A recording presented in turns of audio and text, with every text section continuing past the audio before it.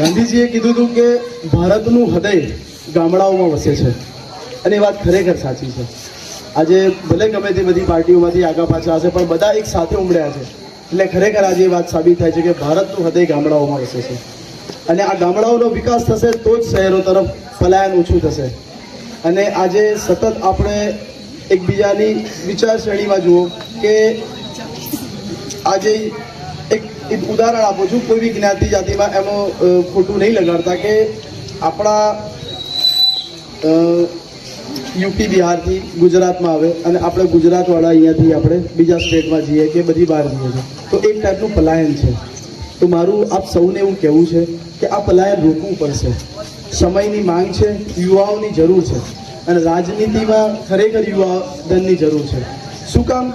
આજે આ ગામમાં જોઈ લો, એજ્યુકેશન ક્ષેત્રે 1 થી 8 ધોરણની સ્કૂલ છે, 6 ટીચર છે અને એ બી સોહેલભાઈ હમણે કીધું કે ખાલી 15-20 દિવસ થયા બીજા 3 ટીચર નવા આવ્યા. તો આપણા બાળકો 1 થી 8 ધોરણના ટીચર હોય અને એ બી 6 ટીચર હોય તો બાકીના 2 ક્લાસના ટીચરો ક્યાં જાય? એનું ભણતર શું થાય? 3-4 વર્ષથી આ કન્ડિશન છે.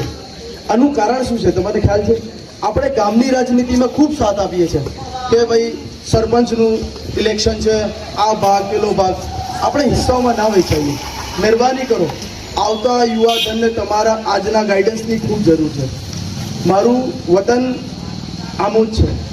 હું ખરેખર બહુ થાકી ગયો. આ સોહિલભાઈને પૂછો, હું સતત અમદાવાદ, ગાંધીનગર બધે સભાઓમાં થોડું પ્રવચનને વાતો કરતો આવ્યો છું પણ એમનો મેસેજ આવ્યો, ઈચ્છાથી બીમાર હતો કે નથી આવું પણ આમ નહીં કે માટી ખેંચી લાવે એટલે હું 6 વાગ્યાની બસમાં બેસીને આજે 2 વાગ્યાથી અહીંયા તમારા ગામમાં ફર્યો, જોયું, બધું સ્કૂલોમાં બી ગયો. આવનારું બાળક તમને ફ્યુચરનું ભવિષ્ય તમારા હાથમાં છે. તમે અંદર મહેરબાની કરીને નહીં વેચાઓ. એજ્યુકેશન માટે લડત આપવી પડશે તમારે. એ કેવી રીતના થશે કે યુવાઓએ અહીંયા મોસ્ટ ઓફલી યુવા લોકો તાલુકા પંચાયત, જિલ્લા પંચાયતમાં ભાગ નથી લેતા, ઇવન વોટિંગ કરવા નથી જતા.